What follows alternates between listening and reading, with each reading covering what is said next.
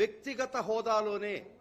ఎందుకంటే ఆ అలిగేషన్స్ నేను ఈ పోస్టు రాకముందు when I was practicing as an independent advocate, private advocate, the allegations were made against me.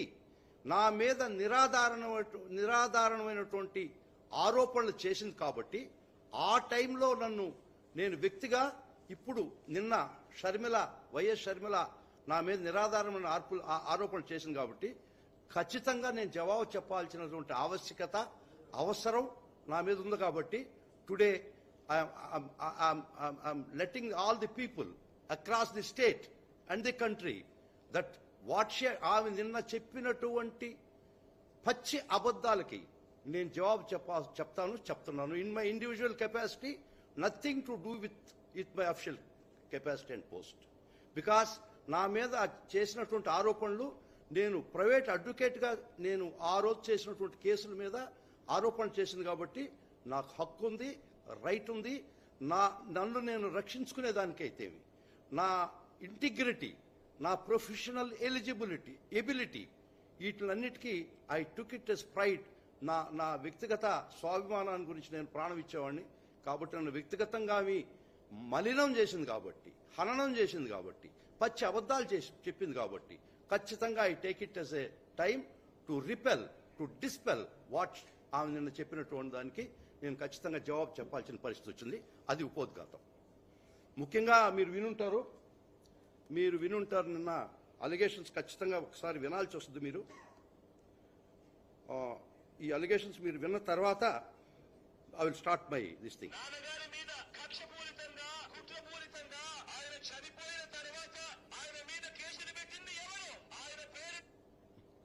ఒక్క నిమిషం సారీ.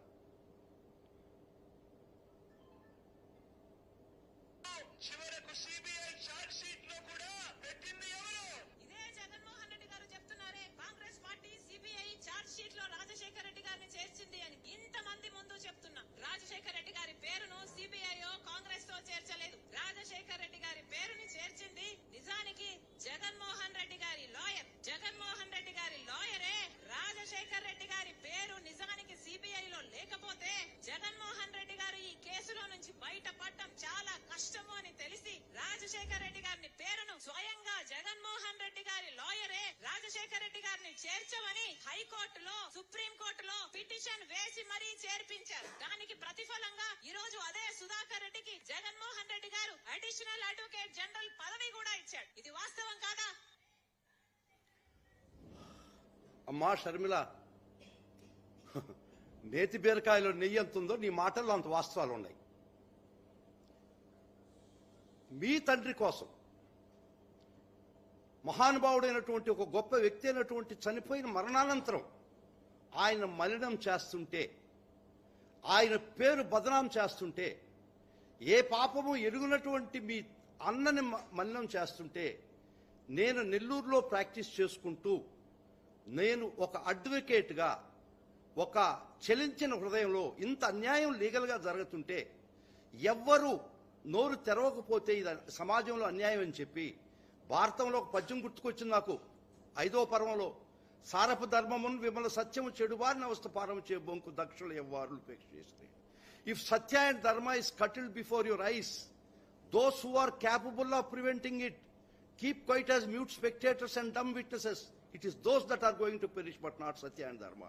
నా కళ్ళ ముందర ఇంత అన్యాయంగా లీగల్ ఇంజస్టిస్ జరుగుతుంటే నాకు జగన్మోహన్ రెడ్డి గారు చూడలేదు, వారు ఎవరో కూడా తెలియదు. ఒక చెలించిన హృదయంతో కడుపు మండి నేను నెల్లూరులో రోరింగ్ ప్రాక్టీస్ చేసుకుంటున్నోడిని.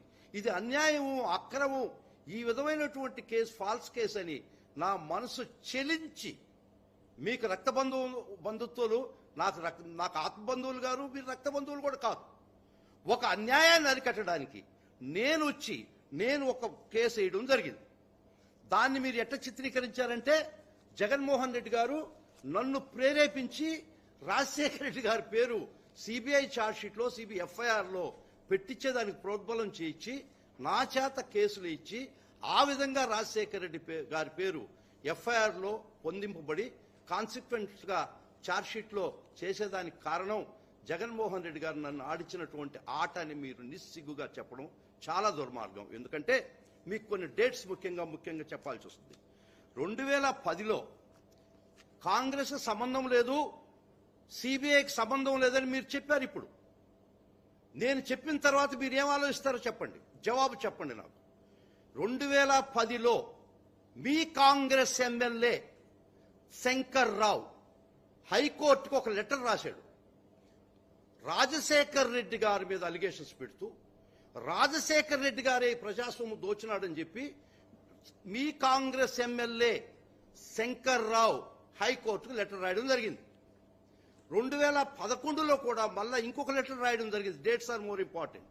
2010 అండ్ 2011 దాన్ని హైకోర్టు వారు టేకన్ అప్ రిట్స్ గా తీసుకొని 2 రిట్స్ గా తయారు చేశారు. 794 ఆఫ్ 2011 అండ్ 1 మోర్ రిట్. ఈ 2 రిట్లు టేకన్ అప్ ఫైల్ తీసుకొని విచారణ మొదలుపెట్టేటప్పటికి తెలుగుదేశం పార్టీకి సంబంధించినటువంటి ఎర్రం నాయుడు ఇదే allegations, more or less same allegations తో ఇంకొక రిట్ పిటిషన్ వేయడం జరిగింది. ఇక్కడ 2 గ్రూపులు, ఈ గౌరవనీయులైన మహానుభావుడైనటువంటి రాజశేఖర రెడ్డి గారి మీద, జగన్మోహన్ రెడ్డి గారి మీద 2 శక్తులు. ఒకటి కాంగ్రెస్ పార్టీకి సంబంధించినటువంటి శంకర్ రావు మరియు తెలుగుదేశం పార్టీకి సంబంధించినటువంటి ఎర్రం నాయుడు. వీళ్ళు హైకోర్టులో they initiated the proceedings. First 2 లెటర్లు, తర్వాత రిట్లుగా తయారైనటువంటి పరిస్థితి. దానిలో అలిగేషన్స్ ఏం చెప్పారో తెలుసమ్మా? దానిలో అలిగేషన్స్ ఏందో తెలుసా? వీరి అలిగేషన్స్ ఏందో తెలుసా? I show it. వీరు అలిగేషన్స్ ఏం చేశారో తెలుసా? మీ తండ్రి గారిని గురించి, మహానుభావుడైనటువంటి, ఏ తప్పు చేయనటువంటి మీ తండ్రి గారిని గురించి ఏం అలిగేషన్స్ చేశారో తెలుసా?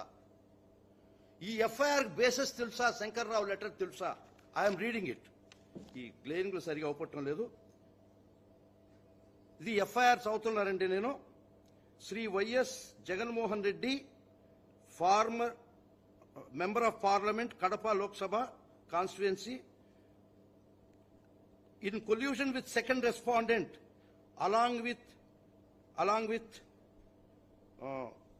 his father Y.S. Rajasekhar Reddy of Chief Minister of Andhra Pradesh, and committed colossal loot of state wealth. ఇది ఎఫ్ఐఆర్ లో రాజశేఖర్ రెడ్డి గారి మీద ఉన్నటువంటి allegation. This was on prior to 2011. ఇది ఈ ఎఫ్ఐఆర్ రిజిస్టర్ అయింది 17/8/2011. గుర్తుపెట్టుకోండి అమ్మా షర్మిల, ఇది గుర్తుపెట్టుకోండి. ఈ ఎఫ్ఐఆర్ రిజిస్టర్ అయింది 17/8/2011. This is more important. 17/8/2011కి వీళ్ళు చేసిన అలిగేషన్స్ ప్రకారం మీ తండ్రి గారి మీద చెప్పారా లేదా? మరలా రాజశేఖర రెడ్డి గారి మీద మళ్ళా రాసి ఉన్నారు.